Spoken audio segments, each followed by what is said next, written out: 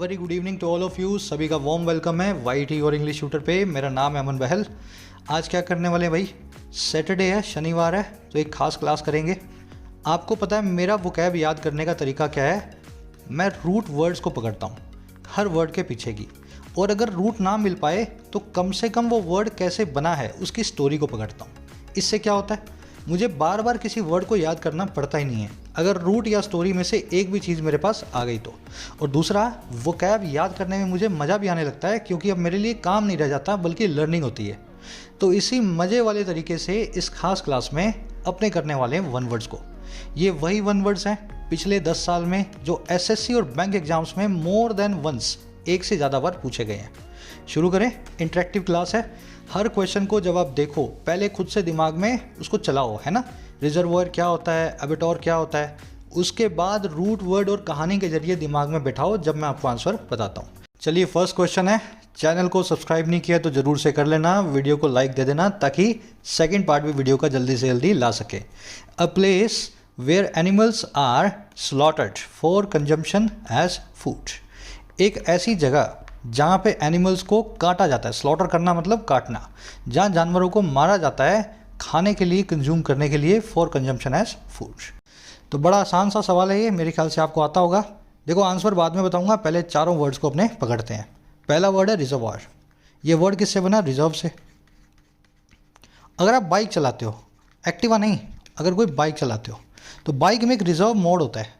इस reserve mode में जब बाइक आती है ना, इसका मतलब क्या है, आपकी बाइक में पेट्रोल ख़त्म हो चुका है। अब आपको क्या करना है, रिजर्व मोड में 1-1.5 लीटर पेट्रोल बाकी है, इस पे बाइक चला सकते हो, लेकिन ये खतरे की घंटी है, ये कभी भी ख़त्म हो सकता है। रिजर्व मोड में स्टोरेज के अंदर जो पेट्रोल बचा है उसको यूज़ कर लो और अपने टैंक को इसी बीच में रिफ़िल करवा लो। रिजर्वॉयर या रिजर्व, इस वर्ड का मतलब ही होता है स्टोरेज। कोई भी चीज़ जो आप फ्यूचर यूज़ के लिए स्टोर करते हो उसको आप बोलते हो रिजर्व, है ना। जैसे फॉरेन रिजर्व्स होते हैं अपने, मतलब अपन ने कितना फॉरेन डॉलर्स, फॉरेन युआन है, डॉलर्स है, पाउंड है ना, येन है, फॉरेन करेंसी कितनी रिजर्व में कितनी स्टोर करके रखी हुई है, वो कहलाते हैं किसी भी कंट्री के फॉरेन रिजर्व्स। तो ये रिजर्वॉयर वर्ड का मतलब ही होता है स्टोरेज, ठीक है। अब ये किसी भी चीज़ की हो सकती है, अनाज की भी हो सकती है, पानी की भी हो सकती है, खाने पीने की चीज़ों की हो सकती है, मिठाइयों की हो सकती है, दवाओं की हो सकती है ना। स्टोरेज को बोलते हैं रिजर्वॉयर। इसी से दो वर्ड्स बनते हैं जो हम बहुत ज़्यादा यूज़ करते हैं। एक वर्ड है गोडाउन, एक वर्ड है वेयर हाउस, और इसको आसान भाषा में बोलते हैं स्टोर रूम, ठीक है, स्टोर रूम। गोडाउन बोला जाता है यूके में, वेयर हाउस बोला जाता है यूएस में। दोनों का मतलब ही होता है स्टोर रूम या रिजर्वॉयर। इससे एक और वर्ड बनता है रिजर्वॉयर से, ESR। मैं इसलिए पूरी कहानियाँ बता रहा हूँ, इसको कनेक्ट कर लेना दिमाग में हर तरीके से। ESR, ई को बोलते हैं एलिवेटेड।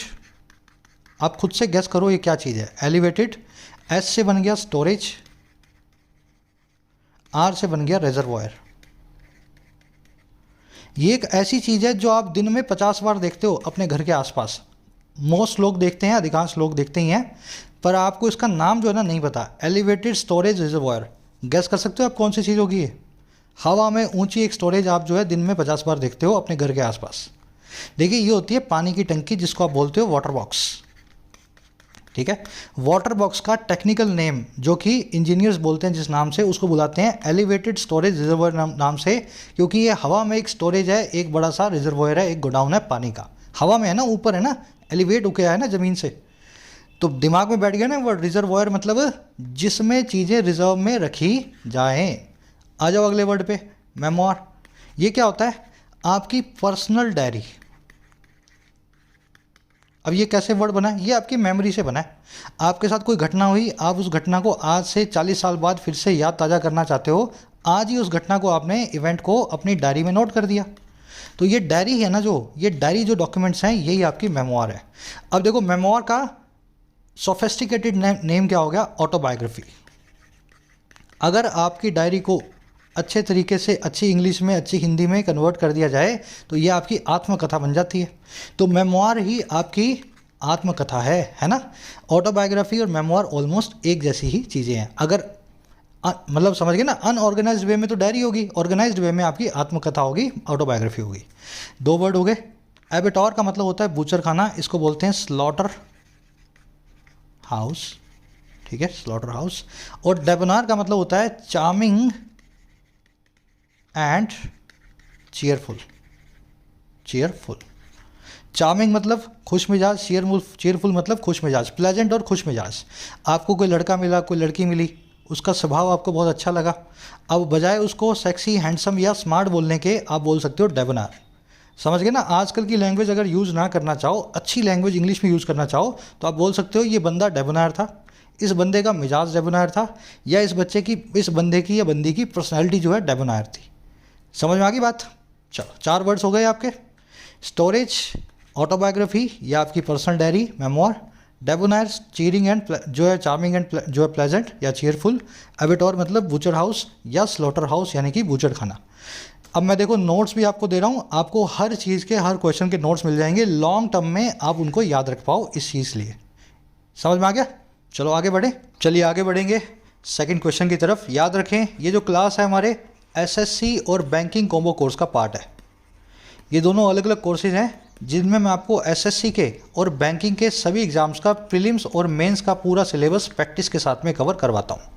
इन कॉम्बोज का फ़ायदा ले सकते हो आप अपनी एप्लीकेशन से, YT योर इंग्लिश ट्यूटर। इसी वीडियो के फर्स्ट कमेंट में लिंक डाल रहा हूँ इसका। एप्लीकेशन पे आपको मेनली 3 कोर्सेज मिलेंगे। पहला बेसिक से एडवांस्ड इंग्लिश राइटिंग स्किल्स, जिसमें हज़ारों स्टूडेंट्स ने मेरे साथ बिल्कुल बेसिक से लिखना सीखा है। इस कोर्स की कीमत है 499। अभी इस पर कोड चल रहा है, फ़ायदा उठा लेना।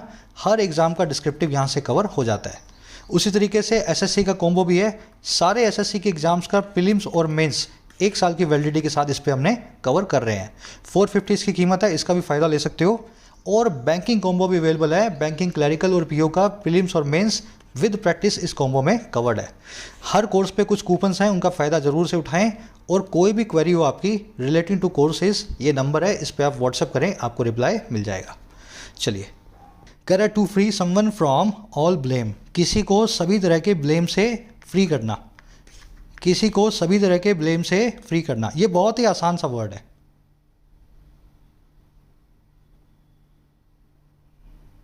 चलो सबसे पहले हैंडपैक से शुरू होंगे। हैंडपैक का मतलब होता है किसी को परेशान करना, और वो कोई कौन है? आपका हस्बैंड। हस्बैंड को कैसे परेशान करना? ट्रिवियल आर्ग्यूमेंट्स के जरिए, नोक झोंक के जरिए। अक्सर औरतें अपने आदमियों को हैंडपैक किया करती हैं। ऐसी औरतों को भी हैंडपैक करते कहते हैं, और ऐसी औरतें जो इस काम को करती हैं, नोक झोंक करना, उसको भी हैंडपैक करना कहते हैं। याद रहेगा वर्ड। हैंड मतलब मुर्गी, ये मुर्गी मुर्गे से जोड़ लेना। हैंडपैक आ गई ना बात समझ में? घर की मुर्गी दाल बराबर। तो अपने पति के साथ बहुत नोक झोंक करना हैंडपैक करना कहलाता है। हाइबरनेट करना क्या होता है? हाइबरनेट के अंदर क्या होता है? आप टेम्परेरीली एक स्लीप में चले जाते हो, स्लीप मोड में, ठीक है। और ऐसी स्लीप होती है कि 4-6 महीने तक कुछ जानवर जो हैं स्लीप मोड में आते हैं और किसी से बात नहीं करते, ना हिलते, ना डुलते, ना खाते हैं। जैसे कई कछुए यानी कि टर्टल्स इस तरह का हाइबरनेशन करते हैं। सर्दी के अंदर पूरा हाइबरनेशन कर रहे हैं, 4-6 महीने सो रहे हैं लगातार, और फिर गर्मी में घूमेंगे, खाना पीना खाएंगे। तो हाइबरनेट का मतलब होता है टेम्परेरीली स्लीप मोड में आ जाना किसी भी चीज़ का। अब देखो, किसी को सारे ब्लेम से फ्री करना, इसका मतलब होता है बाइज्जत बरी करना। बाइज्जत बरी करने के 2 सिनोनिम्स हैं। पहला है एक्विट, ठीक है, और दूसरा है एक्सोनरेट, ठीक है। एक्विट ऑफ और एक्सोनरेट ऑफ या फ्रॉम। एक्सोनरेट के साथ में फ्रॉम प्रेफर होता है, ऑफ भी आता है। एक्विट के साथ में हमेशा ऑफ आता है। जिस भी चार्ज से, जिस भी आरोप से किसी को बाइज्जत बरी कर रहे हो, एक्विट या एक्सोनरेट वर्ड को यूज करके आप बताते हैं। तो एक्सोनरेट क्या हो गया सर आपका? यहाँ पे हो गया आंसर। अब याद क्या रखना है, इनका एक और सिनोनिम भी है एक्सोनरेट और एक्विट का, जो कम यूज होता है, विंडिकेट। विंडिकेट का सीधा सा मतलब है क्लीन चिट देना, हर पाप को माफ कर देना। आई बात समझ में? विंडिकेट, एक्विट, एक्सोनरेट एक दूसरे के सिनोनिम है, लेकिन विंडिकेट बहुत पावरफुल होता है। इसका मतलब होता है हर चीज़ को सिरे से ही माफ़ कर देना, है ना। विंडिकेट के साथ में कोई प्रेपोजिशन लगाने की ज़रूरत नहीं है, क्योंकि किसी चार्ज से नहीं, आप हर चार्ज से उसको बंदे को माफ़ कर रहे हो। और इन्हीं से एक और वर्ड बनता है एमनेस्टी। एमनेस्टी का मतलब क्या होता है? मास लेवल पे, सामूहिक तौर पे सजा माफ़ी। जैसे रशिया ने यूक्रेन के 10,000 सोल्जर्स पकड़ लिए।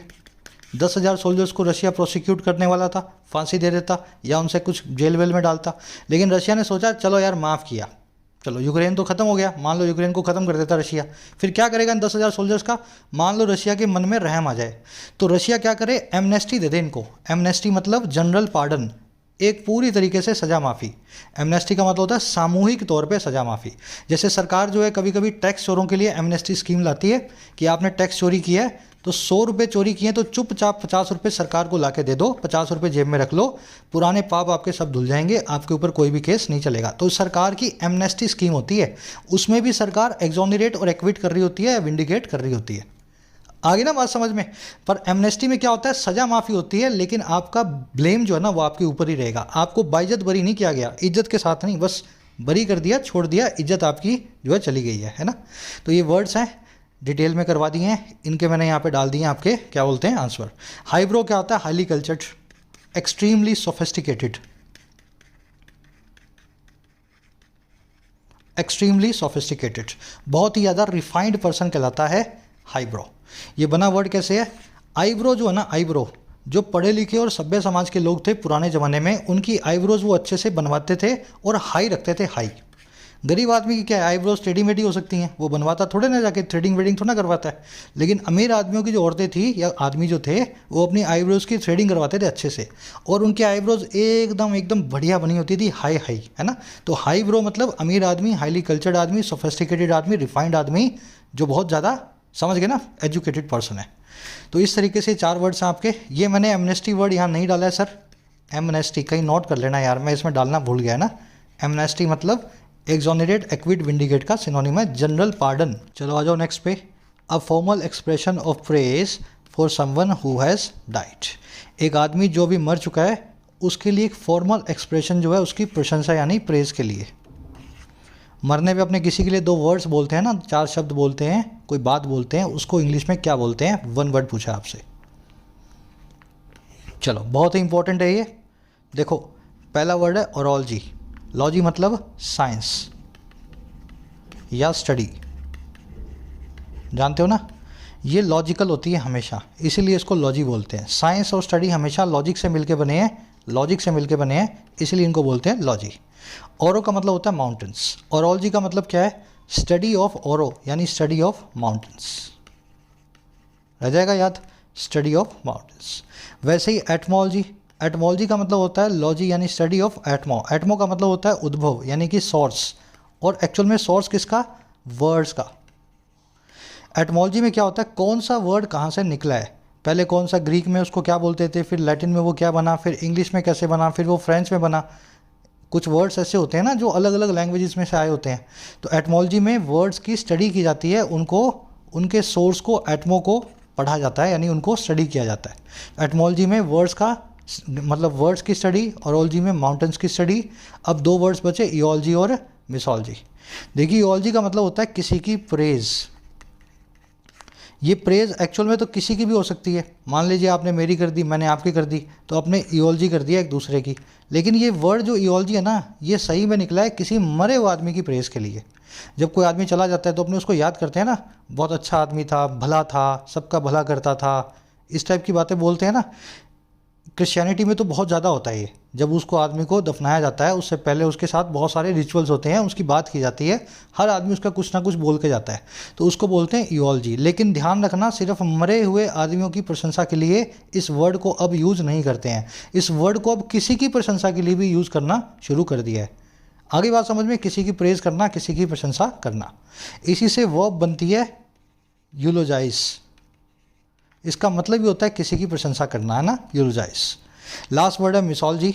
मिसो का मतलब होता है किसी का दुश्मन, किसी का एनिमी, या किसी के लिए हेटरेट, है ना। और लॉजिक का मतलब होता है साइंस यानी कि लॉजिक या कि स्टडी। अगर आपको लॉजिक से ही हेटरेट हो जाए, आप ज़िंदगी में लॉजिक से ही नफरत करने लगो, तो आप मिसोलॉजी के स्टूडेंट हो। आगे बात समझ में, हेट्रेड ऑफ रैशनल या लॉजिक कहलाता है मिसोलॉजी। ऐसा आदमी जो उल्टी सीधी बात करे, लॉजिक सुनने को तैयार ही ना हो। कुछ लोग ऐसे हैं ना, अभी भी बोलते हैं कि अर्थ फ्लैट है, अर्थ गोल नहीं है, लॉजिक सुनने को तैयार नहीं है, वो मिसोलॉजिस्ट है वो, है ना। मिसो का मतलब ही होता है हेट्रेड। जैसे इससे एक वर्ड बनता है मिसोजनी। अब ये मैं आपको एक होमवर्क दे रहा हूँ, मिसोजनी, GENY। मिसोजनी क्या होता है, सब लोग ढूंढो। ढूंढोगे तो याद रहेगा। जेनी का मतलब निकाल लेना और फिर मिसो का मतलब है हेट्रेड। किसके लिए हेट्रेड होती है? मिसोजनी। सभी लोग ढूंढो, दिमाग में ज़िंदगी भर आपके रहना चाहिए मिसो नाम का रूट। बढ़े आगे, चलो नोट्स में डाल दिया है। ओरोलॉजी मतलब स्टडी ऑफ माउंटेन्स, यूलॉजी मतलब फ्रेज, एटमोलॉजी मतलब study of source of words, misology मतलब मिस यानी हेट्रेड ऑफ लॉजिक यानी लॉजी या जो है रैशनल। आ जाओ नेक्स्ट पे। कह रहे dress with medals ribbons won at official ceremonies. ये क्वेश्चन मैंने पर्सनली 3 बार देखा है 3 एग्जाम्स में, पिछले 5-10 सालों में जब से मैं भी एग्जाम्स दे रहा हूँ। एटलीस्ट 2-3 बार तो मुझे याद आता है कि मैंने इस क्वेश्चन को फेस किया है अलग अलग एग्जाम्स में। तो कुछ क्वेश्चन इस टाइप के होते हैं जो आपको मिल ही जाएंगे, है ना। ये वैसा ही क्वेश्चन है। कौन से वो ऑफिशियल मेडल्स और रिबन्स होते हैं जो, मतलब कौन सी ऐसी चीज़ें होती हैं जिसमें मेडल्स और रिबन शामिल हों और उसको पहना जाए उस ड्रेस को ऑफिशियल सेरेमनीज में। ऐसी ड्रेस को क्या बोलते हैं? चलो 4 वर्ड्स हैं अपने पास। इसका आंसर है रिगेलिया। ठीक है, ये वर्ड बना है रीगल से। रीगल का मतलब होता है रॉयल। रॉयल का मतलब होता है राजशाही या खानदानी। जो आदमी रॉयल होता है वो अपने मेडल्स, अपने रिबन्स और अपनी ड्रेस हमेशा पहनेगा खास ऑफिशियल सेरेमनीज पे। जैसे इंग्लैंड की रानी है, आ रही है बात समझ में? इंग्लैंड छोड़ो, जयपुर की रानी भी है ना, महारानी जो गायत्री देवी है, वो भी आपको शिवरात्रि पे वहाँ पे ऊपर जाकर के कुछ प्रोग्राम्स वगैरह होते हैं मोती डूंगरी पे। तो जयपुर की जो महारानी है या उसके पोते पोती हैं जो बैठे हैं वहाँ पे, वो भी आपको ऑफिशियल ड्रेस में मिलेंगे अपनी। तो किसी भी इंसान की, किसी बड़े आदमी की ऑफिशियल या रॉयल ड्रेस को बोलते हैं रिगेलिया। ठीक है, क्योंकि वो रिगल है, रॉयल है, वो आदमी भी रॉयल है, ड्रेस और रिबन और ये सब चीज़ें, मेडल्स भी रॉयल होती हैं। याद रह जाएगा वर्ड रिगेलिया। रिगेलिया, इस पे पीएचडी नहीं करनी है आपको, रिगेलिया की स्पेलिंग क्या होती है। ठीक है, आ जाए तो अच्छी बात है। बात ये है कि पेपर के अंदर जब आपके पास 30 सेकंड होंगे और 5 वन वर्ड आपको करने होंगे तो फटाफट लॉजिक लगा करके कैसे कर सकते हो आप, है ना। वर्ड्स को मैं ट्रिक दे रहा हूँ याद करने की। रट्टे मारने को तो कोई भी मार लेगा, मैं कोशिश करवा रहा हूँ आपको दिमाग में रट्टा ना मारना पड़े, कहानी के साथ पता लग जाए। चलो आ जाओ, नेक्स्ट वर्ड है बिब्लियोफाइल। अभी आपने मिसो नाम का वर्ड पढ़ा था। मिसो का मतलब होता है हेटरेट या हेटरेट करना, किसी से नफरत करना। इसका बिल्कुल उल्टा है फाइल। फाइल का मतलब होता है लव करना, किसी से प्यार करना। और बिब्लियो का मतलब क्या होता है? बिब्लियो का मतलब होता है बुक्स। बिब्लियोफाइल का मतलब होता है किताबी कीड़ा, ऐसा आदमी जिसको, समझ गए ना, किताबों से बड़ा प्यार हो। आगे बात समझ में? बिब्लियोफाइल मतलब किताबों का प्यार रखने वाला आदमी। रिगेलिया मतलब वो ड्रेस जो रियल आदमी, रॉयल आदमी, रीगल आदमी पहनते हैं। अब एक वर्ड है पेनेट्रिलिया। ये थोड़ा सा अजीब सा वर्ड है, पर इसको आप याद रखें पेनिट्रेशन से। पेनिट्रेशन का मतलब होता है अंदर घुस जाना। पेनिट्रेलिया का मतलब होता है अंदरूनी या इंटीरियर। ठीक है, ज़्यादा इंपॉर्टेंट वर्ड नहीं है। पेनिट्रेलिया मतलब किसी भी चीज़ का इंटीरियर पार्ट, पेनिट्रेटेड पार्ट, अंदर का पार्ट कहलाता है। समझ गए ना, इंटीरियर पार्ट पेनिट्रेलिया। लास्ट वर्ड बचा आपके पास पैराफर्नेलिया। पैराफर्नेलिया का मतलब होता है इक्विपमेंट। इक्विपमेंट, इक्विपमेंट एक ऐसा वर्ड है जिसके आगे कभी भी एस नहीं आएगा। ये वो वाला नाउन है जो अनकाउंटेबल है। इक्विपमेंट्स कभी भी आप नहीं लिखते हो, पता है ना आपको। अब ये कौन से इक्विपमेंट है? किसी भी ट्रेड के, किसी भी व्यापार के, किसी भी पेशे के इक्विपमेंट के सेट को बोलते हैं पैराफर्नेलिया। जैसे एक राइटर का पैराफर्नेलिया होगा उसकी डिक्शनरी, उसकी स्टडी टेबल, उसकी किताब कलम और उसकी नोटबुक। जैसे एक फोटोग्राफर का पैराफर्नेलिया क्या होगा? उसका कैमरा, उसके लेंसेज, उसकी लाइट्स, है ना, पैराफर्नेलिया। जैसे एक फौजी का पैराफर्नेलिया क्या होगा? उसकी बंदूक, उसके कारतूस, उसकी गन्स, उसके जो है मतलब राउंड्स, है ना, कारतूस, उसकी वेस्ट। एक किसी भी आदमी का देख लो ना, स्टूडेंट का पैराफर्नेलिया क्या होगा? उसकी किताबें, उसका पेन, उसकी जो भी नोटबुक्स हैं। तो किसी भी ट्रेड, किसी भी प्रोफेशन के सारे इक्विपमेंट के, उपकरणों के समूह को बोलते हैं पैराफर्नेलिया। ये स्पेलिंग वाइज भी बहुत अच्छा वर्ड है, पैरा फर नेलिया। पैरा फर नेलिया, फर में PH आ रहा है। बढ़े आगे, आंसर हो गया आपका यहाँ पे रिगेलिया। ऑफिशियल मेडल्स और ribbons won at official ceremonies. चलो, कोशिश कर रहा हूँ मैं जितना हो सके आपको एडिशनल इन्फॉर्मेशन दे सकूँ। साथ में मैंने यहाँ भी डाल दिया है, बाद में इसको फटाफट आप रिवाइज भी कर सको। नोट्स अपने पास संभाल के रखो, है ना, डाउनलोड कर लो, अपने पीसी में रखो। चलो, अब 2 वर्ड्स आपको और करवा दूँ एडिशनल यहाँ पे। चलो, फाइल नाम पे वर्ड पे एक और वर्ड करवाता हूँ आपको मैं, पेडोफाइल। ठीक है, इमेजिनेशन को अपना बढ़ाओ, कैसे इस वर्ड को तोड़ोगे। फाइल तो आपको पता लग गया, प्यार करने वाला। पैडो का मतलब क्या होता है? थोड़ा इमेजिन करो। पैडो का मतलब होता है चाइल्ड। ठीक है, एक वर्ड हो गया पैडोफाइल। और दूसरा वर्ड क्या है? दूसरा वर्ड है बिब्लियोग्राफी। ग्राफी का मतलब होता है राइटिंग, बिब्लियो का मतलब होता है किताब। अब दोनों वर्ड्स पकड़ में आ गए। पेडोफाइल मतलब बच्चों से प्यार करने वाला, पेडोफाइल बच्चों से प्यार करने वाला। और बिब्लियोग्राफी का मतलब होता है किताबों का समूह, किताबों की लिस्ट, है ना। आपने बिब्लियोग्राफी देखी होगी, किसी किताब के शुरू में लिखा होता है कि ये किताबों को हमने रिफ़र किया है। कहीं भी आपको किसी भी चीज़ में किताबों की लिस्ट मिले ना, वो उसकी कहलाती है बिब्लियोग्राफी। अब ये पेडोफाइल नाम के वर्ड को देख लेना, इसका मतलब होता है बच्चों से प्यार करने वाला, लेकिन इस वर्ड का मीनिंग अब बदल चुका है। पेडोफाइल का मतलब होता है एक ऐसा क्रिमिनल जो बच्चों का सेक्सुअल हरासमेंट करे। ये बच्चों से प्यार नहीं करता है, मतलब प्यार तो ठीक है, ये फाइल वर्ड लगा हुआ है, लेकिन इसको इतना प्यार है कि बच्चों से सेक्सुअली इन्वॉल्व हो जाता है। और बच्चों से सेक्सुअली इन्वॉल्व होना, 18 साल से कम के बच्चों से पेडोफाइल करना, मतलब समझ गए ना, एक सेक्सुअल ऑफेंस है, सज़ा इसकी बहुत बड़ी होती है हर दुनिया के किसी भी कंट्री में। तो पेडोफाइल इज़ ए क्रिमिनल जो बच्चों का सेक्सुअल हरासमेंट करे। चलो आगे बढ़े, आ जाओ नेक्स्ट पे। A short story with a moral. Actually यार ये मैंने थोड़ा सा हाईलाइटेड छोड़ दिया है ना, नोट्स में डाला था मैंने, तो नोट्स में तो डला ही हुआ, यहाँ भी रह गया। चलो बाकी के 3 आंसर देख लो, ये वाला तो आपको पता लग ही गया, बाकी के तीनों वर्ड्स देख लो। Short story with a moral को क्या बोलते हैं? एक कहानी जिसमें एक शिक्षा भी हो, छोटी सी कहानी, उसको क्या बोलते हैं? चलो आंसर है इसका पैराबल। पैराबल का मतलब होता है छोटी सी कहानी, शिक्षा वाली। इसके लिए एक और वर्ड है हमारे पास, फेबल। पैराबल और फेबल एक ही बात है, ठीक है। जैसे पंचतंत्र की कहानी है, जैसे अकबर बीरबल की कहानी है, जैसे तेनालीरामन की कहानी है, आगे ना बात समझ में, ऐसी शिक्षादायक कहानियों को बोलते हैं फेबल या पैराबल। आंसर हो गया बी। अब बाकी के 3 वर्ड्स देखेंगे। स्क्रैबल का मतलब होता है कुछ भी लिखना, जैसे मैं अभी आप कुछ बोल रहे हो ना, मैंने कुछ लिख लिया ऐसे छोटा मोटा, समझ गए ना। Aimlessly, right aimlessly, right aimlessly. या फिर आपको कोई चीज़ लिखनी है लेकिन शॉर्ट में आप नोट्स बना रहे हो उसके, आप स्क्रैबल कर रहे हो, लेकिन एक्चुअल में स्क्रैबल में एमलेसली राइट करते हो आप। बस ऐसे ही अपना नाम लिख दिया, किसी किताब का नाम लिख दिया, अपनी गर्लफ्रेंड का नाम लिख दिया, अपने शहर का नाम लिख दिया, स्कूल का नाम लिख दिया, और फिर सब मिटा दिया। किसी काम का नहीं, सारा का सारा रफ काम है। स्क्रैबल करना होता है पेन चलाते रहना, एमलेसली कुछ लिखने की कोशिश करते रहना, ठीक है। स्क्रैबल करते हैं आर्टिस्ट, स्क्रैबल करते हैं नॉवलिस्ट, कुछ भी लिखते हैं उसको बाद में मसाला लगा के कुछ जो है बुक में फिट करने की कोशिश करते हैं। फिर 2 वर्ड्स और बचे, वॉबल। वॉबल क्या होता है? देखो एक बैलगाड़ी है, वैसे तो बना नहीं पाऊंगा मैं ठीक से, चलो फिर भी देख लेते हैं, बन जाए तो, है ना। मान लो ये घोड़ा है, गधा है, आगे ये गाड़ी है। कभी कभी आप देखना बैलगाड़ियों के चक्के हैं ना, जो टायर हैं, वो हिलते रहते हैं ऐसे ऐसे करके, मतलब घूम तो रहे हैं वो, साथ साथ में वो अपनी जगह पे दूरी पे हिल भी रहे हैं। बैलगाड़ी का टायर होता है ना, वो जो हिलने का जो अनस्टेडी मोशन होता है ना, उसको बोलते हैं वॉबल करना। जैसे आपकी गाड़ी है, मोटरसाइकिल, अचानक से पंचर हो जाए तो कैसे टायर हिलने लगता है ऐसे ऐसे करके, उसको बोलते हैं वॉबल करना। वॉबल का मतलब होता है मूव अनस्टेडीली, ठीक है, मूव अनस्टेडीली। इसके लिए एक और वर्ड है हमारे पास, करीन, CAREEN। तो थोड़ा अजीब सा वर्ड है, ठीक है, चलो बता देते हैं आपको। वॉबल मतलब मूव अनस्टेडीली, जैसे बैलगाड़ी का पहिया। पैरेबल और फेबल मतलब दंत कथा, कहानी। स्क्रैबल मतलब ऐसे ही कुछ भी लिखते जाना। और लास्ट में वर्ड बचा एफेबल, इसका मतलब होता है फ्रेंडली, फ्रेंडली, दोस्ताना। अब दोस्ताने के लिए बहुत सारे वर्ड्स हैं, जीनियल, एफेबल तो हो ही गया, फ्रेंडली हो गया, फिर एक वर्ड है इसके लिए कॉर्डियल, ठीक है, हार्दिक, प्यार भरा। फिर एक और वर्ड है इसके लिए एमिएबल, एमिएबल। तो ये सारे वर्ड्स हैं फ्रेंडली के, एफेबल के सिनोनिम्स हैं। नोट्स में मैंने डाल दिए सारे वर्ड्स, आपको मिल जाएंगे, ठीक है।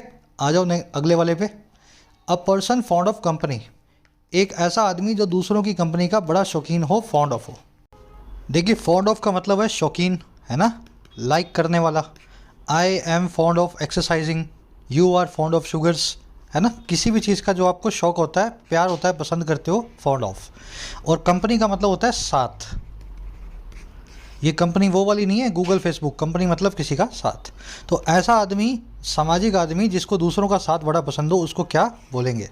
चारों ही अच्छे वर्ड्स हैं। मैं ये नहीं कह रहा आपको इसका मतलब ही निकालना, आपको ये सही आंसर तो निकालना ही है, बाकी के जो 3 बच जाएं उनके मीनिंग भी आपको पता होने चाहिए।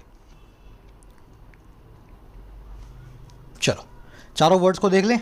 देखो पहला वर्ड है मैग्नानिमस, सिंपल सा ही वर्ड है ये वर्ड बना है मैग्ना या मैग्नो प्लस में एनिमस से। एनिमस का मतलब होता है हार्ट, वैसे तो इसका मतलब होता है दिमाग, यानी कि ब्रेन्स, ठीक है। और मैग्नो का मतलब होता है बड़ा यानी कि बिग। वैसे इसका मतलब होता है एनिमस का दिमाग यानी आत्मा, लेकिन हार्ट भी इसको मान सकते हो। तो बिग हार्टेड पर्सन हो गया मैग्नानिमस। बेनेवोलेंट बोल सकते हैं इसको, बेनेवोलेंट। ऐसा पर्सन जो बड़ा ही जेंटल हो, बड़े दिल वाला हो, मैग्नानिमस कहलाएगा। आगे बात समझ में, मैग्नो प्लस में एनिमस, मैग्नानिमस, बिग हार्टेड पर्सन। दूसरा वर्ड है इनफॉलिबल। फॉल का मतलब है गिर जाना, इन लगा दिया आगे। एबल मतलब इस काम में सक्षम। तो ऐसा आदमी जो गिरने में सक्षम ही नहीं है। इनफॉलिबल का मतलब है जिसको हराया नहीं जा सकता, इसको आप बोल सकते हैं इनविंसिबल, जिसको हराया ना जा सके, इनफॉलिबल या अजय, इनविंसिबल। जानते हो ना invincible word, God is omnipotent invincible. भगवान अजय अमर है, हर जगह हर तरफ विद्यमान है ना। ओमनीपोटेंट है, ओमनी प्रेजेंट है।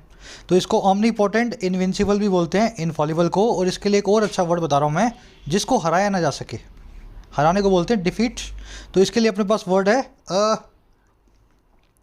देख लेना, इनडिफीटेबल।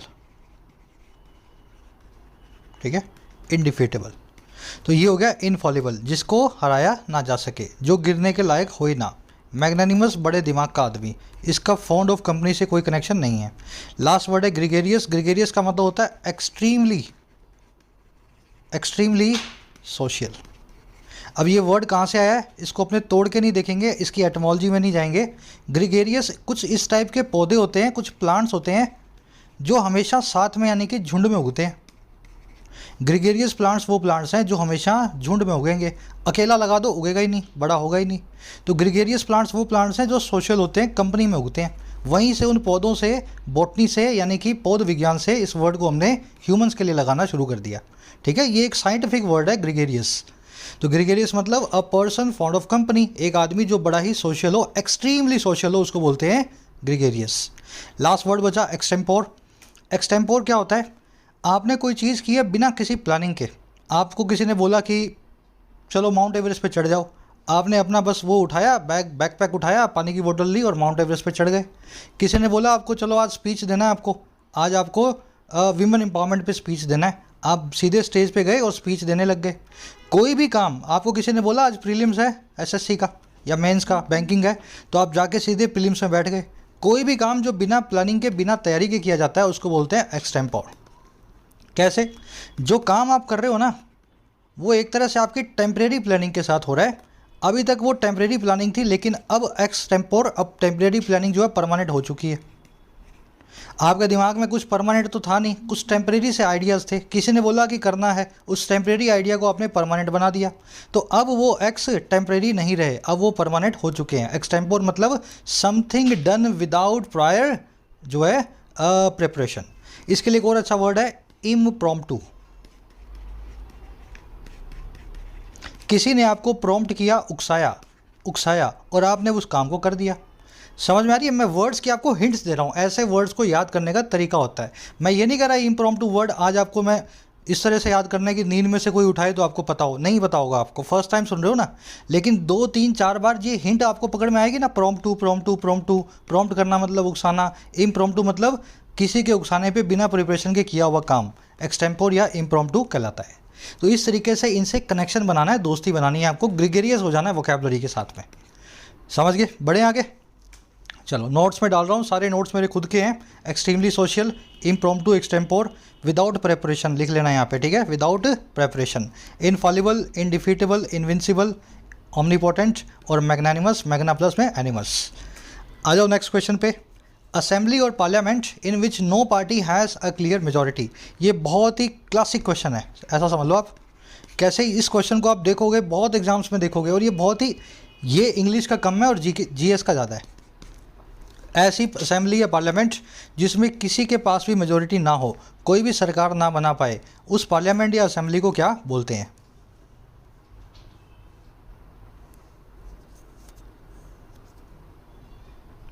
चलो उसको बोलते हैं सर हंग असेंबली या हंग parliament.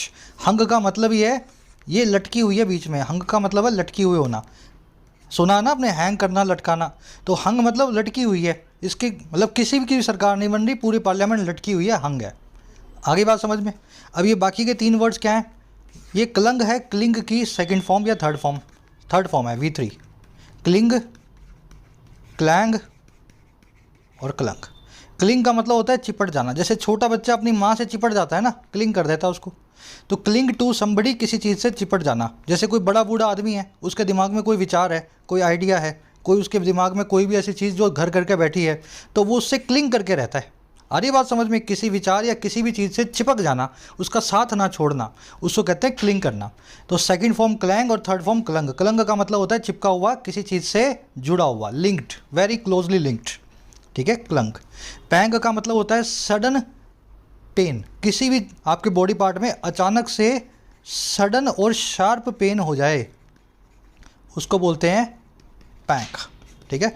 I am having a pang in my head, मेरे दिमाग में एक सडन और शार्प पेन जो है मुझे अभी समय मिल रहा है ना, I am having a pang. I am having का मतलब है मैं एक्सपीरियंस कर रहा हूँ सडन और शार्प पेन को। लास्ट में क्लीव, क्लीव का मतलब होता है दो हिस्सों में तोड़ना, किसी भी चीज़ को डिवाइड करना, है ना। Break into more than two, मतलब ब्रेक इनटू पार्ट्स, किसी भी चीज़ को स्प्लिट करना, ऐसा बोल सकते हो, ठीक है। जितना मैंने जो ज़रूरी था उतना लिख दिया। क्लिंग का नहीं लिखा है ना, ये लिख लेना भले यहाँ पे, क्लैंग और क्लंग। क्लिंग, क्लैंग और क्लंग किसी से चिपट जाने को बोलते हैं। हंग आपका आंसर हो गया। आ जाए नेक्स्ट पे, चलो। बहुत ही अच्छा है ये आपका one word, miss appropriation of money. सबसे पहले तो मिस एप्रोप्रिएशन का मीनिंग आपको जानना पड़ेगा, फिर आप इसका आंसर कर पाओगे।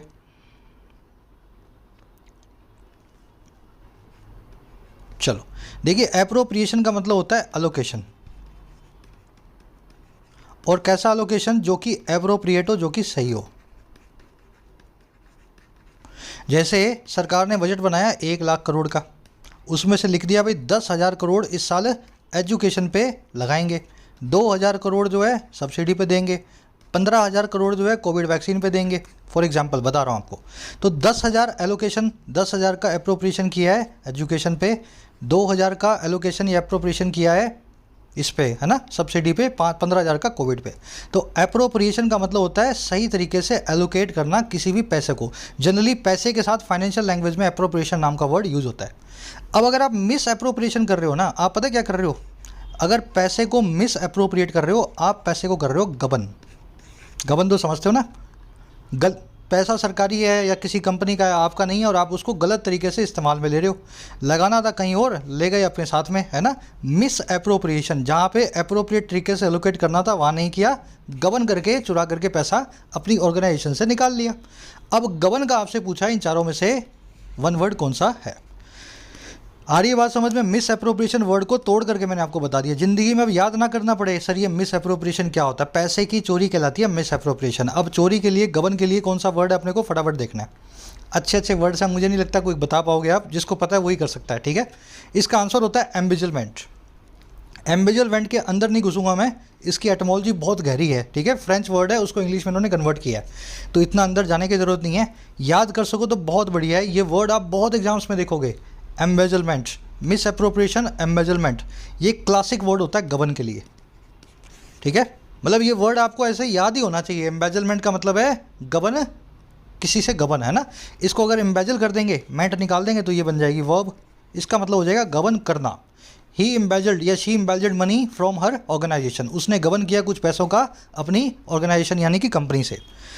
बैठ गया दिमाग में, आंसर सी है। अब बाकी के वर्ड्स को देख लेते हैं। बिरीवमेंट, ये वर्ड बना है बिरीव से। बिरीव्ड कौन सा इंसान होता है? जो कि शोक से ग्रस्त हो, ठीक है।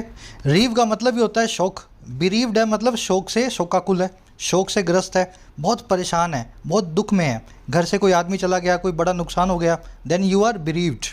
आई बात समझ में? और बिरीवमेंट का मतलब क्या हुआ? शोक मनाना या शोक या शोक मनाने के एक एक्ट को बोलते हैं बिरीवमेंट, ठीक है। किसी घर से कोई चला जाता है तो बिरीवमेंट होता है उस घर में। रीव को बी किया जा रहा है, बी मतलब होना, रीव मतलब शोक में, तो बिरीव्ड हो आप यानी शोक में हो। तो शोक मनाना या शोक को बोलते हैं बिरीवमेंट। ये हो गया, ये सी आपका आंसर है। अब बचे अब्रिजमेंट, अ प्लस में ब्रिज। देखो एक बड़ी सी कहानी है जिसमें 100 सेंटेंसेज है, ठीक है। आपको क्या करना है? पहले 10 सेंटेंस पढ़ने हैं, आपको पता लगेगा कहानी कैसे शुरू हुई, फिर बीच के 30 सेंटेंस में थोड़ी कहानी डेवलप होगी, फिर लास्ट के 40 सेंटेंस में कहानी अच्छे से आपको पता लगेगा कैसे आगे जाके किसका क्या होता है, फिर 40, 30, 70 और 80 लास्ट के 20 के अंदर आपको पता लगेगा क्लाइमैक्स क्या हुआ। तो ये पूरी कहानी जो है ना, पूरी कहानी अगर मैं इसके बीच में ब्रिज बना दूँ, ब्रिज का मतलब है पुल, और मैं क्या करूँ, ये 100 सेंटेंस की कहानी को मैं 10 सेंटेंस में लिख दूँ। एक्चुअल में ब्रिजमेंट क्या होता है, ब्रिज बनाना चीज़ों के बीच में। और कैसा ब्रिज, ब्रिज का काम होता है चीज़ों को छोटा करने का। आपको यहाँ से यहाँ जाना है, घूम के मत जाओ, ब्रिज से जाओ, ब्रिज से काम छोटा हो जाएगा। तो अब्रिजमेंट का मतलब ये होता है किसी चीज़ को शॉर्टन करना, किसी चीज़ की समरी लिखना। अब्रिज तो हो गई वर्ब, समरी लिखने के लिए अब्रिजमेंट होता है शॉर्टन फॉर्म या समरी। आगे बात समझ में, अब्रिजमेंट मतलब समरी। कैसे, जैसे ब्रिज बनाया, दो यहाँ पे रोड्स हैं, एक जगह से दूसरी जगह पे जाना है, घूम के जाओगे, यू टर्न मारोगे, मत मारो। ब्रिज बनाया गया, ब्रिज से चले जाओ, छोटा रास्ता है, अब्रिजमेंट यानी कि शॉर्टन फॉर्म ऑफ समथिंग या समरी। तो याद रह जाएगा ये वर्ड अब्रिजमेंट, समरी से कनेक्ट करना है। लास्ट बचा रूडिमेंट। रूडिमेंट होता है बिल्कुल बेसिक्स या फंडामेंटल्स। जैसे इंग्लिश के रूडिमेंट्स क्या है, इंग्लिश के रूडिमेंट्स हैं पहले तो अल्फ़ाबेट ABCD, उसके बाद टेंसेस, ये रूडिमेंट्स हैं, उसके बाद प्रोनाउंसिएशन। जैसे साइंस के रूडिमेंट्स क्या हैं, साइंस के रूडिमेंट्स हैं मैथमेटिक्स की टेबल्स। किसी भी चीज़ के बिल्कुल बेसिक्स और बिल्कुल फंडामेंटल्स होते हैं ना, वो कहलाते हैं रूडिमेंट्स। आगे बात समझ में, अगर कोई आदमी बोल रहा है आई नो रूडिमेंट्री इंग्लिश या फ्रेंच, तो उसको बिल्कुल बेसिक सी इंग्लिश या फ्रेंच आती है। He knows rudimentary photography, rudimentary photography, तो उसको बिल्कुल बेसिक सी फोटोग्राफी आती है, कैमरा को कैसे सेट करें और छोटा मोटा फोटो लेना जानता है वो। समझ गए ना, इनिशियल लेवल का ज्ञान किसी भी चीज़ का कहलाता है रूडिमेंट, है ना, रूडिमेंट। 4 वर्ड्स हो गए। चलो, एम्बेजलमेंट, इसको डिफॉल्केशन भी बोलते हैं, थोड़ा एडवांस वर्ड है, मैं खुद भी भूल जाता हूँ ये डिफॉल्केशन, है ना। एम्बेजलमेंट ऑफ मनी या मिस अप्रोप्रिएशन, याद रह जाए तो अच्छा, नहीं तो एम्बेजलमेंट याद रखना। फंडामेंटल और बेसिक्स कहलाते हैं रूडिमेंट, समराइज करना अब्रिजमेंट। और मोर्नफुलनेस, देखिए मोर्नफुल होता है शोकाकुल और बिरीव्ड होता है शोकाकुल, तो बिरीवमेंट और मोर्नफुलनेस यानी शोक से भरा हुआ होना, समझ गए ना, परेशान या दुखी होना। आ जाओ नेक्स्ट पे। एक सेकंड, ये फ़ोन को साइलेंट कर दे। चलो नेक्स्ट वाला क्या है भाई, पढ़ो पहले इसको, पढ़ो ये क्या कहना चाह रहा है। बहुत ही अच्छा क्वेश्चन है ये, बहुत ही प्यारा क्वेश्चन है ये। The state of being deprived of right और a privilege, especially the right to vote. कह रहा है वो अवस्था, वो स्टेट, वो कंडीशन जिसमें आप डिप्राइव्ड ऑफ होते हो, वंचित होते हो। डिप्राइव ऑफ होना मतलब वंचित होना, और किससे, किसी अधिकार से या किसी हक से या प्रिविलेज से, किसी फैसिलिटी से। खास करके स्पेशली वो वाली जो अधिकार है वोट करने का, यानी कि मतदान करने का। तो अगर कोई इंसान जिस पे मतदान ना करने का अधिकार हो, जिसके पास अधिकार ही ना हो वोट करने का, उस आदमी की अवस्था को क्या कहते हैं।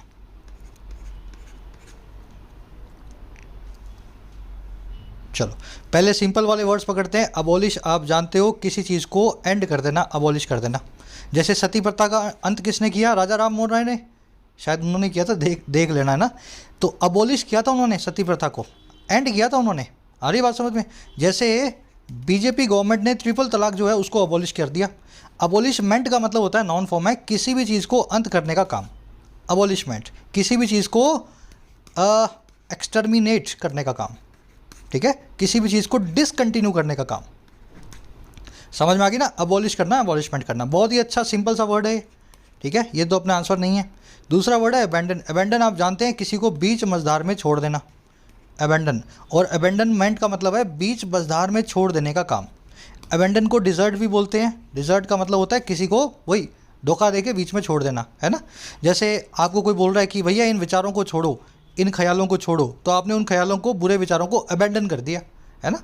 किसी की गाड़ी ख़राब होगी, उसने गाड़ी फेंक दी बाहर। किसी का टीवी ख़राब हो गया, टीवी बाहर फेंक दिया, तो आपने टीवी को अबेंडन कर दिया, तो अबेंडनमेंट। अब बाकी के 2 वर्ड्स बचे, एबेटमेंट। देखिए एबेट, इसका मतलब होता है किसी चीज़ के अंदर डिक्रीज लेकर के आना। एबेट का मतलब होता है किसी चीज़ की इंटेंसिटी को कम करना, किसी चीज़ की तीव्रता को कम करना। आ रही बात समझ में। एबेटमेंट सरकार बहुत यूज़ करती है इस वर्ड को टैक्स के मामले में। सरकार बोलती है कॉरपोरेट के टैक्स में एबेटमेंट लेके आएंगे इस बार, ऐसा पढ़ना आप न्यूज़पेपर में। कॉरपोरेट बोलते हैं we want abatement in the tax. Abatement का मतलब क्या है? टैक्स में कमी लाई जाएगी, 30% की जगह इस साल आपसे 20% टैक्स भरवा लेंगे। आगे बात समझ में? अबेटमेंट किसी चीज़ के इंटेंसिटी में कमी करना, रिड्यूस करना इंटेंसिटी को, तीव्रता को, उसके साइज़ को, उसके आकार को, उसके वॉल्यूम को, उसकी इंटेंसिटी को, किसी भी चीज़ को नीचे लाना, एबेट करना। टाइम लगेगा वर्ड्स को पकड़ने में, लेकिन रिवीजन ज़रूरी है। ये पीडीएफ रखना अपने साथ में, ये 60 वर्ड आपके दिमाग में पक्के हो जाने चाहिए। अब जो वर्ड अपने काम का है वो है बी, डिसइनफ्रेंचाइजमेंट। अब ये कैसे बना है? आपने एक सुना होगा एक वर्ड फ्रेंचाइजी, फ्रेंचाइजी, ठीक है, फ्रेंचाइज। फ्रेंचाइज का मतलब क्या होता है? किसी को अधिकार देना, अधिकार देना। कैसे? मान लीजिए आपके पास बिस्किट की कोई कंपनी है, उसकी फ्रेंचाइज है। आपने क्या किया? उस कंपनी से माल लिया और बाज़ार में उसका माल बेचने लगे और उससे पैसा आप कमाने लगे। पर ये माल लेने के लिए आपको डीलरशिप या फ्रेंचाइज लेनी पड़ी कंपनी से, ठीक है, फ्रेंचाइज लेनी पड़ी। फ्रेंचाइज में कंपनी ने आपको अधिकार दिया कि हमारा बिस्किट आप अब जो है अपने शहर में बेच सकते हो और कोई नहीं बेच पाएगा। हम सिर्फ आपको अधिकार देते हैं डीलरशिप के जरिए, फ्रेंचाइज के जरिए, कि आप हमारे बिस्किट को बेचो। तो फ्रेंचाइज का मतलब ही होता है किसी को, दूसरे को अधिकार को एलोकेट करना। अब देखो, एन फ्रेंचाइज किसी को अधिकार देना, एन रूट से, फ्रेंचाइज मतलब अधिकार, और मेंट लगा दिया तो एन फ्रेंचाइजमेंट मतलब किसी को अधिकार देने का काम। अब ट्रेडिशनली एन फ्रेंचाइजमेंट नाम का वर्ड है ना, वैसे तो अधिकार देने का मतलब है, इसका मतलब है अधिकार देना, किसी को राइट देना, लेकिन इस वर्ड को संविधान में, कॉन्स्टिट्यूशन में, दुनिया भर में यूज़ किया गया है लीगल अधिकार के लिए, आपके कॉन्स्टिट्यूशनल अधिकार के लिए, जो है मतदान करने का। समझ गए ना? वर्ड कैसे बना है? वर्ड अधिकार से बना, लेकिन मॉडर्न लैंग्वेज में इस वर्ड को कॉन्स्टिट्यूशन में, हर कॉन्स्टिट्यूशन में रखा गया है मतदान के अधिकार से जोड़ करके। समझ में आया? तो डिसइनफ्रेंचाइजमेंट का मतलब यही है किसी के मतदान के अधिकार को उससे छीन लेना। जैसे कहीं तानाशाह आ गया, उसने बोल दिया अब वोटिंग नहीं होगी भाई, अब तो मैं ही बैठूंगा यहाँ, तो वो उसने डिसएनफ्रेंचाइजमेंट कर दिया वहाँ की सारी पॉपुलेशन का। पूरी हिस्ट्री पता लग गई वर्ड्स की, फ्रेंचाइजी, डीलरशिप, एनफ्रेंचाइजमेंट और डिसइनफ्रेंचाइजमेंट। चलो आगे बढ़ते हैं, आ जाओ नेक्स्ट पे। डाल दिए सारे के सारे नोट्स मैंने, है ना, काम आएंगे आपके। एबेटमेंट मतलब रिड्यूस करना, अबॉलिश, डिसकंटिन्यू करना, फ्रेंचाइज, एनफ्रेंचाइजमेंट प्लस में डिस लगा हुआ है, यानी कि ले लिया, अधिकार देने की बजाय ले लिया। चलो नेक्स्ट पे चले। अब आ जाओ थोड़े से ये स्टैंडर्ड वाले क्वेश्चंस हैं, फोबिया, मेनिया, है ना, ये सबको आते ही होंगे, थोड़े बहुत आते होंगे, थोड़े बहुत नहीं आते, वो करवा देंगे आपको। अब ये चारों ही अच्छे हैं। फियर ऑफ पेन क्या बोलते हैं भाई? चलो 2 रूट्स पकड़ लो पहले। पहली रूट है मेनिया, दूसरा रूट है फोबिया। फोबिया का मतलब होता है फियर, इसमें किसी चीज़ से आप दूर रहते हो। मेनिया का मतलब होता है ऑब्सेशन, सनक, इसमें उस चीज़ से आप दूर रह नहीं पाते हो। अगर आपको खाने पीने का मेनिया है ना, तो आप खाने पीने से दूर नहीं रहते, लेकिन अगर आपको खाने पीने का फोबिया है ना, तो आप खाने पीने से हमेशा दूर रहते हो। आगे बात समझ में? मेनिया में इस चीज़ से आपको दूर नहीं कर पा रहे लोग, आप उसके लिए सनकी हो गए हो। अरे जैसे बहुत सारे मेनिया वाले वर्ड्स देखे होंगे आपने ना, तो मेनिया में उन चीज़ों से प्यार हो जाता है अपने को, अपने उस काम को सारा दिन करते हैं, लेकिन फोबिया में उस काम से अपने कोसों दूर रहते हैं, उनके पास भी नहीं जाते। तो फोबिया मतलब जो है पेन। तो यहाँ पे चारों ही फोबिया वाले वर्ड्स हैं। सबसे पहला वर्ड है हाइड्रोफोबिया। हाइड्रो मतलब हाइड्रो पावर, आपने सुना होगा। हाइड्रो पावर मतलब जल ऊर्जा, जहाँ पे बांध के ऊपर से पानी जो है बिजली गिरा के पानी बनाया जाता है। तो हाइड्रो मतलब जल, पानी, फोबिया मतलब डर। तो फियर ऑफ पानी यानी कि वाटर कहलाता है हाइड्रोफोबिया। एक्रोफोबिया, देखो एक्रोबैट कौन होता है? एक्रोबैट कौन होता है? एक आदमी जो ऊंचाइयों के ऊपर कलाबाजी करके दिखाए। कुछ लोग होते हैं ना ऊंची ऊंची तारों पे हाथ में डंडा लेके, स्टिक लेकर के चलने लगते हैं, एक्रोबैट्स होते हैं वो। तो एक्रो मतलब ऊंचाई और फोबिया मतलब डर। तो एक्रोफोबिया मतलब fear of Heights, hydrophobia fear of water. अब बचे माइसो और आल्गो। देखो माइसोफोबिया का मतलब क्या होता है? बहुत अच्छा वर्ड है, इसका मतलब होता है डर्ट या कंटामिनेशन, गंदगी, ठीक है। माइसो का मतलब है गंदगी या कंटामिनेशन, ठीक है ना। कंटामिनेशन क्या होता है? रोग, है ना, किसी भी चीज़ का संक्रमण। अगर आपको माइसोफोबिया है ना, तो आप कोविड में 2 साल से घर से नहीं निकले हो, आपको फियर है कंटामिनेशन का, इन्फेक्शन का या गंदगी का, डर्ट का, ठीक है, आपको बैड स्टफ, बुरी चीज़ों से डर लगता है, गंदगी और कंटेमिनेशन से खास करके। लास्ट में बचा अल्गो। अल्गो का मतलब होता है pain. Again fear of pain is equal to algophobia. तो 4 वर्ड्स हैं फोबिया वाले। ये दोनों बहुत ईजी थे, ये दोनों बहुत ईजी थे और ये आपने शायद पहली बार सुने होंगे। माइसो मतलब गंदी चीज़ों का डर, यानी कि इन्फेक्शन का, कंटेमिनेशन का। अल्गोफोबिया मतलब किसका? पेन का डर, fear of pain. Phobia mania पे एक अलग से मैं आपको छोटा मोटा एक जो है ना वोकैब सेशन लाऊंगा। 40-50 फोबिया और 40-50 मेनिया कर देंगे उसमें, इसी तरीके से कहानी की तरह बताऊंगा, दिमाग में बैठ जाएंगे। चलो नोट्स में डाल दिए ये भी, है ना। आ जाओ। Member of a band of robbers. Robber कौन होते हैं? लुटेरे। तो किसी लुटेरों की गैंग का मेंबर क्या कहलाता है? उसके लिए कौन सा वर्ड है इन चारों में से? चलो आराम से पोज करके कोशिश करना है। 4 वर्ड्स हैं अपने पास।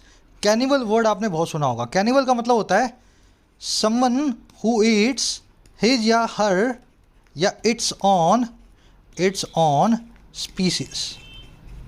इसका मतलब क्या है? अगर शेर यानी कि लॉयन कोई खा जाए, अगर डॉग यानी कि डॉग कोई खा जाए। कुछ ऐसे डॉग्स होते हैं जनरली खा जाते हैं एक दूसरे को, पता है आपको? कोई ऐसा डॉग है जो दूसरे के बच्चों को भी खा जाता है। कुत्ते ऐसा काम करते हैं। कई जानवर ऐसे हैं जो अपनी ही नस्ल के लोगों को, अपनी ही नस्ल के दूसरे क्रीचर्स को खा जाते हैं। अगर आपको इसको आसान भाषा में समझना है तो इसको बोलते हैं आदमखोर। अगर इंसान के रेलेवेंस में बात करें तो ऐसे इंसान, ऐसी प्रजातियां भी हैं दुनिया में जो खुद दूसरे इंसानों को खाती हैं। आदमखोर। आगे बात समझ में। कैनिबल्स। कैनिबल मतलब आदमखोर। चाहे कोई भी प्रजाति हो, अगर खुद को वो खाने लगे, अपने ही प्रजाति के दूसरे मेंबर्स को खाने लगे, तो कैनिबल। इंसान के केस में आदमखोर हो जाता है। जैसे वो आपने सुना होगा ना निठारी वाला कांड, उसमें बच्चों को खाता था वो छोटे छोटे, तो वो कैनिबल था, आदमखोर था वो आदमी। सुरेंद्र और वो कोहली वाला, है ना। चलो अब बचे 3 वर्ड्स। फिलैंथ्रोपिस्ट। फिल नाम का वर्ड आप जानते हो। बिब्लियोफाइल आपने अभी देखा है, बिब्लियोफाइल देखा है ना, किताबों से प्यार करने वाला। फिर आपने एक वर्ड देखा पेडोफाइल, जो बच्चों से प्यार करने वाला है, लेकिन इसका मतलब उल्टा है, बच्चों से प्यार नहीं करता, बच्चों का सेक्सुअल हरासमेंट करता है, तो पेडोफाइल। अब यहाँ पे फिल के आगे एंथ्रोपिस्ट लगा हुआ है। देखिए एंथ्रो मतलब ह्यूमन और फिल मतलब लव। ऐसा आदमी जो ह्यूमन से प्यार करे। कौन है आदमी? भला आदमी। इसको आप ऐसा बोल सकते हैं, ऐसा आदमी जो कि चैरिटी बहुत करता हो। बिल गेट्स, मेलिंडा गेट्स, ऐसे बड़े बड़े महान हस्तियाँ जो दूसरों के लिए बहुत चंदा दान करती हैं क्योंकि मानवता से उनको बहुत प्यार है। तो ये मानवता से प्यार करने वाले लोगों के लिए स्पेशल वर्ड बनाया गया, चैरिटी देने वाले लोगों के लिए फिलैंथ्रोपिस्ट। चैरिटी देने के लिए एक और अच्छा वर्ड है हमारे पास, ऑल्ट्रुइस्ट। ठीक है, ऑल्ट्रुइस्ट और charity giver is equal to philanthropist, जो एंथ्रो यानी कि मानवता से, फिल यानी कि प्यार रखता हो। अब 2 वर्ड्स बचे। आपका आंसर है ब्रिगेंट। ब्रिगेंट ये आपको याद ही करना पड़ेगा। इसकी एटमोलॉजी मुझे भी नहीं पता और इतना टाइम भी नहीं था कि मैं इसको पढ़ करके आपको बता पाता, है ना। जितना मुझे पता है वो बता देता हूँ। ये ब्रिगेंट वर्ड मेरे को वैसे समझ में आता है, लेकिन इसकी एटमोलॉजी क्या है, कैसे बना हुआ है, कहाँ से कौन सी लैंग्वेज से आया है, कैसे तोड़ के बनाएंगे इसको, मुझे ज़्यादा पता नहीं है। कभी आएगा पता तो मैं करवा दूंगा आपको, ठीक है। तो ब्रिगेंट का मतलब होता है a member of a band of robbers. लुटेरों का साथी कहलाता है ब्रिगेंट। लुटेरों की टीम का एक आदमी कहलाता है ब्रिगेंट। लास्ट में वर्ड बचा शॉविनिस्ट। इसके लिए हमारे पास एक वर्ड है रेडिकल और एक वर्ड है एक्सट्रीमिस्ट। ये दोनों वर्ड तो समझते ही हो। जिनके रेडिकल या एक्सट्रीमिस्ट विचार होते हैं, जिनके एक्सट्रीम विचार होते हैं, जो किसी बात पे जिनकी सुई अटक जाती है, बहुत ही ज़्यादा पोलराइज्ड होते हैं। हिंदू, मुस्लिम, ऊंची जाति, नीची जाति, इंडियन, पाकिस्तानी, मार दूंगा, काट दूंगा, खा लूँगा, खिला दूंगा, है ना। दूध मांगोगे कश्मीर देंगे, चीर देंगे। आगे बात समझ में। शॉविनिस्ट, रेडिकल और एक्सट्रीमिस्ट टाइप के पर्सन होते हैं शॉविनिस्ट। इसके लिए एक और अच्छा वर्ड है हमारे पास, जिंगोइस्ट। जिंगोइस्ट मारने कटने पे उतराते हैं, बस अपने जो दिमाग में बैठा लिया उसी को करेंगे। ये शॉविनिस्ट वर्ड है ना, इसका एक खास यूज़ भी है। ऐसे जिंगोइस्ट, ऐसे रेडिकल या ऐसे एक्सट्रीमिस्ट जो कि पेट्रियार्की को बड़ा सपोर्ट करते हैं। पेट्रियार्की क्या होता है? पुरुष प्रधान समाज। तो कुछ आदमी आपने देखे होंगे जिनके घर में औरतें बिल्कुल बोल भी नहीं पाती, है ना। आया है तो बस लाओ मेरा खाना, ऐसा है वैसा है, इस टाइप के आपने देखे होंगे ना टीवी में। वो शॉविनिस्ट होते हैं, वो एक्चुअल में मेल शॉविनिस्ट होते हैं ना। पेट्रियार्की को बड़ा सपोर्ट करते हैं, स्त्री प्रधान समाज को बिल्कुल भी नहीं मानते। तो इसका स्पेशल यूज़ है शॉविनिस्ट वर्ड का। बाकी इसको आप किसी भी पागल आदमी के लिए यूज़ कर सकते हो, इस टाइप के। नोट्स में डाल देता हूँ। अच्छा, अपनी ही आदमी स्पीसीज़ को खाने वाला कैनिबल। ब्रिगेंड मतलब बैंडिट। बैंडिट का मतलब ही होता है समझ गए ना, लुटेरा। जिंगोइस्ट रेडिकली एक्सट्रीमिस्ट हो गया शोविनिस्ट, फिलैंथ्रोपिस्ट या चैरिटेबल पर्सन हो गया ऑल्ट्रुइस्ट। अब एक अच्छा वर्ड है हमारे पास, ये ब्रिगैंड और बैंडिट से ही मिलता जुलता है, तो मैं लिख देता हूँ यहाँ पे कॉन्ट्रा बैंड। कॉन्ट्रा बैंड ये कैसे बना है वर्ड, एक्चुअल में ये बैंड था और कॉन्ट्रा मतलब उल्टा। जो चीज़ बैंड है उसके बिल्कुल उल्टा जाकर के उस चीज़ को लाने की कोशिश करो आप। कॉन्ट्राबैंड हर वो चीज़ है जो प्रोहिबिटेड होती है, जो बैंड होती है, फिर भी आप उसको अपने देश में ला रहे हो, खास करके किसी जहाज़ या किसी, समझ गए ना, इस तरह के जरिए। कॉन्ट्राबैंड मटेरियल अगर किसी जहाज़ पे मिल गया तो समझ लो पुलिस वालों ने उस जहाज़ पे कुछ ड्रग्स को, कुछ ओपियम को, कुछ कोकेन को, ऐसी चीज़ पकड़ी है ना। कोई भी सामान हो जिसको कंट्री ने बैन कर रखा है लेकिन फिर भी आप सरकार की नज़रों से बचा करके देश में ला रहे हो, उस सामान के लिए कॉन्ट्राबैंड नाम के वर्ड को यूज़ किया जाता है। ये वर्ड शुरू में बैंड था, बैंड बैंड, बाद में सहूलियत के साथ में धीमे धीमे इसको बैंड ही बोलने लगे। ठीक है, आ जाओ नेक्स्ट पे। A slight fault that can be forgiven. अच्छा वर्ड है, a slight fault that can be forgiven.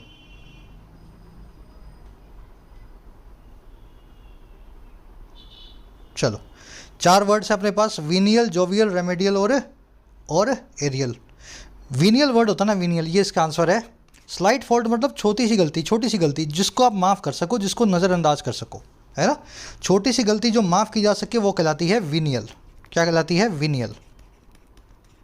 लेकिन ध्यान देना, एक वर्ड है वीनल। कौन सा वर्ड है, वीनल, ये अभी हम आपको समझाऊंगा। बाकी के वर्ड्स देख लेते हैं पहले। वीनियल मतलब जिसको माफ़ कर सको, जो बहुत ही पार्डनेबल हो, पार्डनेबल हो, वो कहलाता है वीनियल। वीनल इसका मतलब क्या होता है, इसका मतलब होता है करप्ट या डिसऑनेस्ट। और किस टाइप का डिसऑनेस्ट, आपने उसको एक बार बोला और एक बार में ही पैसे लेकर के आपका काम कर दिया।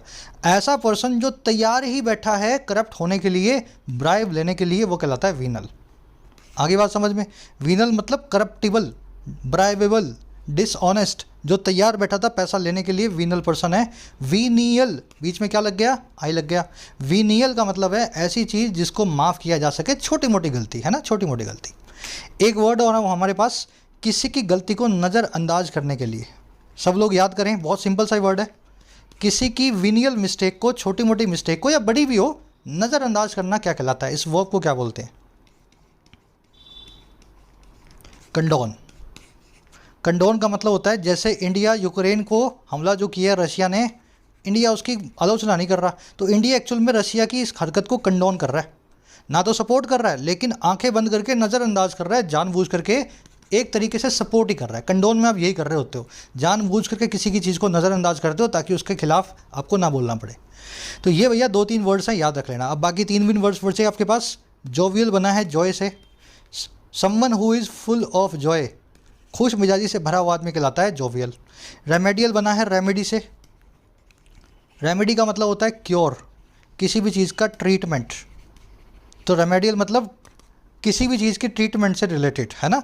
Remedial diet regime, remedial medicine, तो रेमेडी मतलब इलाज, क्योर या ट्रीटमेंट। एरियल का मतलब है जो ऊपर से पूरा एरिया देख पाए, एरियल का मतलब होता है काफ़ी हाइट पे, समझ गए ना, वर्टिकल। जैसे कोई सैटेलाइट है, आप बोल रहे हो वो ऊपर की तरफ जा रही है, तो आप बोल सकते हो the satellite is in a vertical और एरियल मोशन, हवा में, एयर में ऊपर की तरफ जा रही है। एरियल में जनरली क्या होता है, पूरे एरिया को देख पाओगे ऊपर से, एरियल व्यू मिलेगी आपको, है ना, एरियल। समझ में आ गए तीनों वर्ड्स। चलो बढ़े आगे। ये जो रेमेडी है, रेमेडी ऐसी रेमेडी जो सब मर्जों की दवा हो, जिसमें सारी डिसीजेस कवर हो जाएं, ऐसी रेमेडी को क्या बोलते हैं सर? 2 वर्ड्स हैं। पहला वर्ड है इसके लिए एलेक्सिर, साफ से लिखता हूँ एलेक्सिर, ये मैंने लिखे नहीं है अलग से, आप नोट कर सकते हो अगर नहीं आता है, मुझे ऐसा लगता है सबको आता ही होगा। और दूसरा वर्ड है पेनेशिया, पेनेशिया, PANACEA, ठीक है। एक और वर्ड है इसके लिए क्योर ऑल, क्योर ऑल, जो सब चीज़ों को क्योर कर दे, क्योर ऑल। तो रेमेडी, सबसे बड़ी रेमेडी पेनेशिया या क्या होती है, एलेक्सिर होती है। तो ये मैंने लिख दिए हैं। वीनियल, पार्डनेबल, एक्सक्यूजेबल, जिसको एक्सक्यूज या पार्डन किया जा सके। वीनल मतलब करप्टिबल, जोवियल मतलब फुल ऑफ जॉय, इसको बोनमस भी बोलते हैं, जिसमें बोनमी हो, जिसमें खुश मिजाजी हो। रेमेडियल जो रिलेटिंग टू एक रेमेडी हो। एरियल मतलब रिलेटिंग टू हाइट हो, जो बहुत ऊपर की बात करता हो। आ जाओ नेक्स्ट पे। अ shady place under trees, trees के नीचे एक छायादार जगह, क्या बोलेंगे इसको भाई? ये क्वेश्चन मुश्किल है लेकिन अगर दिमाग लगाओगे ना तो बहुत इजी है। चलो, मुझे पता है इसका आंसर आपको नहीं पता, लेकिन आप यहाँ पे एलिमिनेट तो कर सकते हो ना चीज़ों को। फ्यूजिटिव, फ्यूजिटिव का मतलब भगोड़ा, इसको एब्सकंडिंग भी बोलते हैं। ऐसा आदमी जो एब्सकंड कर रहा हो, जो भाग रहा हो, भगोड़ा हो, एब्सकंडिंग यानी कि फ्यूजिटिव। ठीक है। दूसरा वर्ड है चेपल। चेपल का मतलब होता है चर्च जहाँ पे एक ऑल्टर हो। ऑल्टर का मतलब होता है हवन करने के लिए, पूजा करने के लिए या वर्शिप करने के लिए एक जगह, स्पेशल जगह। अपने जैसे हिंदू धर्म में हवन की वेदी होती है, उसको बोलते हैं ऑल्टर। ठीक है। तो कोई भी पूजा करने की जगह हो, खास करके क्रिश्चियंस की, उसको बोलते हैं चर्च। गौरमांड, गौरमांड का मतलब होता है खाऊ पीऊ। ऐसा आदमी जो भुक्खड़ होता है, बस खाने के लिए पैदा हुए हैं, है ना। We live to eat, gourmand. Gourmand के लिए एक अपने पास वर्ड भी और भी कई सारे इंग्लिश के अंदर, जैसे कि बिंज ईटर। बिंज का मतलब होता है बिना रुके, और ईटर मतलब खाने वाला। बिंज ईटर, बस दिन रात सुबह शाम खिलाए जाओ उसको, है ना। और एक और वर्ड है इसके लिए, ग्लटन। ग्लटन का मतलब भी होता है ग्लट करने वाला। ग्लट का मतलब होता है बेहिसाब खाना, GLUT, ग्लट, बेहिसाब खाने वाला, ग्लटन। तो बिंज ईटर या ग्लटन है गौरमांड। चेपल मतलब चर्च जिसमें पूजा की जगह हो अलग से। फ्यूजिटिव मतलब भगोड़ा। तो लास्ट में बचा बोवर। तो ये बोवर वर्ड आपको नहीं पता होगा, लेकिन अगर थोड़ा आपका वोकैबुलरी अच्छा है तो बाकी 3 वर्ड्स तो आपको आने चाहिए थे, तो अपने आप पता लग जाएगा आपको, आइडिया लगा के बता दोगे आप, है ना। अब ये बोवर आपको मैं दिखा देता हूँ, इस टाइप का होता है। ठीक है। ये वाला एक शेडी प्लेस देख रहे हो ना पेड़ों के नीचे, ये क्या है? अपने आप में एक बोवर है ना, बोवर। अच्छा, इसके लिए एक और अच्छा वर्ड है हमारे पास शेडी प्लेस के लिए। बोवर का सिनोनिम है एवेन्यू। एवेन्यू मतलब छायादार रास्ता। बोवर यानी कि एवेन्यू यानी कि छायादार रास्ता। गौरमांड मतलब भुक्खड़। फ्यूजिटिव मतलब भगोड़ा। चेपल मतलब चर्च। अब ये मैं नोट्स में डाल रहा हूँ, साथ में एक एडिशनल पॉइंट भी डाल रहा हूँ, गौरमेट। तो ये गौरमांड आपने देखा ना, इससे मिलता जुलता वर्ड है गौरमेट। आ रही है बात समझ में? गौरमेंट में क्या होता है? ऐसा आदमी जो रिफाइंड ईटर हो, बड़ा सोच समझ के खाता हो और अच्छी चीज़ें ही खाएगा और बहुत ही कम खाएगा। आगे बात समझ में? बिल्कुल अच्छे से अच्छे रेस्टोरेंट में जाना, अच्छी से अच्छी कुजीन, अच्छे से अच्छा खाना, उसको टेस्ट करना, और प्यार से धीमे धीमे बहुत सारी चीज़ें खाना, पर थोड़ी थोड़ी, है ना। तो बिल्कुल उल्टा है भुक्खड़ का गवर्नमेंट। ये गवर्नमेंट को तो पूड़ी छोले मिल गए, ये दिन में 3 बार खा लेगा उसी को और खुश हो जाएगा ये खा के। ये गवर्नमेंट क्या है? इसको तो सुबह शाम रात बढ़िया से बढ़िया खाना चाहिए, एकदम गरम गरम पका हुआ, हर बार थोड़ा थोड़ा टेस्ट करेगा। रिफाइंड ईटर है ये। तो गवर्नमेंट और गवर्नमेंट दोनों एक दूसरे के एंटोनिम्स हैं। तो एडिशनल पॉइंट है, यहीं डाल दिया। ठीक है। फ्यूजिटिव के लिए भगोड़ा या एब्सकंडिंग, या इसको रन अवे भी बोलते हैं। ऐसा आदमी जो रन कर चुका है, अवे, भाग चुका है दूर, is equal to a fugitive. चलो, अब शायद ये लास्ट है अपना, लास्ट ही लग रहा है मुझे, है ना। ये देखो, correct to form a plot और scheme, especially one to do something wrong और विकेट। एक प्लॉट या स्कीम को फॉर्म करना, एक साजिश को रचना। और कौन सी साजिश? जो कि ऐसी है खास करके जो कि कोई ख़राब चीज़, या विकेट, विकेट मतलब इग्रीजियस, वेरी बैड।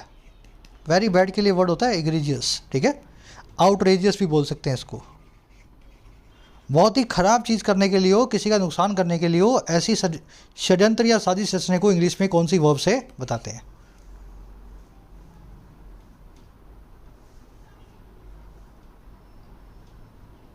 चलो, सिंपल वर्ड्स हैं ये। पहला वर्ड है मशेटी। मशेटी का मतलब होता है चक्कू। और कौन सा वाला? बड़ा वाला, बिग नाइफ। वो रामपुरी देखा होगा ना आपने, छुरा। जनरली इससे जानवरों को काटा जाता है, ऐसा समझ लो आप, मशेटी। ठीक है। ये अलग चीज़ है। फिर एक वर्ड है फेटल।